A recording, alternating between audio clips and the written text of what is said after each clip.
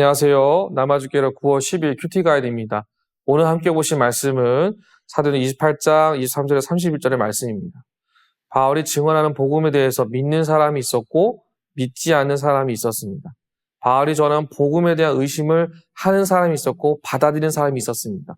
자, 그렇다면 이와 같은 상황 속에서 바울은 어떻게 이 문제를 해결했을까요? 결국 그는 문제를 피하지 않고 말씀으로 정면 돌파하게 된 것을 본문으로 이렇게 보여주고 있는데 함께 말씀을 살펴보고 은혜를 나누기 원합니다. 1번입니다. 바울이 유대인들에게 강론한 것은 무엇이며 그들은 어떻게 반응합니까? 23절입니다.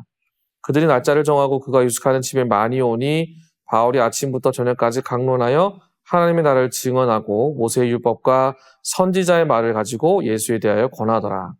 바울은 하나님의 나라에 대해서 증언을 하게 됩니다. 그가 하나님 나라에 가보지도 않았지만 하나님 주신 은혜와 말씀의 묵상을 통하여서 그리고 모세의 율법과 선지자들의 말을 통하여서 예수 그리스도를 증거하게 됨을 보게 됩니다. 그럼에도 불구하고 믿는 사람과 믿지 않은 사람이 존재하게 되었다는 것을 본문은 우리에게 보여주고 있습니다. 2번입니다. 바울이 이사야의 예언을 인용하여 말한 내용은 무엇입니까? 26절에서 28절입니다. 일러스되 이 백성에게 가서 말하기를 너희가 듣기는 들어도 도무지 깨닫지 못하며 보기는 보아도 도무지 알지 못하는도다. 이 백성들의 마음이 우둔하여져서 그 귀로는 둔하게 듣고 그 눈은 감았으니 이는 눈으로 보고 귀로 듣고 마음으로 깨달아 돌아오면 내가 고쳐줄까 함이라 하였으니 그런즉 하나님의 이 구원이 이방인에게로 보내어진 줄 알라. 그들은 그것을 들으리라 하더라. 말씀을 들음에도 듣지 못하고 보지 못한 상황이 계속해서 이어지게 되는 부분에 대해서 바울은 이사야의 예언을 통하여 이야기를 하고 있습니다. 듣지 못하는 자들의 연약함이 있으니 그들 스스로가 하나님의 말씀에 대하여 자신들의 마음을 둔감하게 만들었다라는 것입니다. 말씀을 들어도 말씀을 보아도 마음속에 새기는 것이 아니라 튕겨내고 저항하는 모습을 갖게 되었다라는 것이죠. 왜 그럴까요? 그 마음에 두려움이 있기 때문입니다. 자신의 요즘 이 말씀이 내 삶을 바꿔갈 것에 대해서 현재 내 삶의 만족이 깨어지게 되고 다시금 어려움이 닥치고 갈등이 생기고 마음의 어려움이 찾아오게 될까 불안한 것이죠. 그래서 받아들이지 못하게 됨을 보게 됩니다. 스스로 말씀을 받아들이지 않는 둔감하게 만드는 모습을 가졌다라는 것이죠. 그들의 마음을 번뇌케 하는 하나님의 말씀을 그들이 듣고 또 보고 하나님으로부터 오는 치유를 경험하는 것, 그 치유를 경험하는 것이 두렵다라는 것이죠. 그래서 스스로를 보는 사람이 아닌 보이지 않는 사람으로, 듣는 사람이 아닌 듣지 않는 사람으로 정하여 걸어가게 되는 것을 그때 당시에도 동일하게 지금 이 시대에도 마찬가지로 나타나겠음을 본문 우리에게 보여주고 있습니다.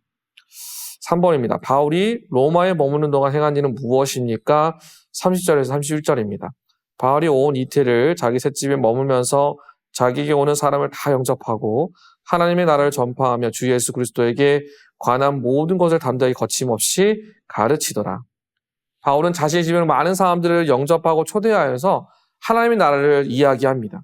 예수 그리스도에 대해서 증거를 하게 됩니다. 그때 그가 어떻게 이야기하냐면 담대하게 거침없이 가르쳤다라는 것이죠. 결국 이 사도행전의 최종적 그림은 이겁니다.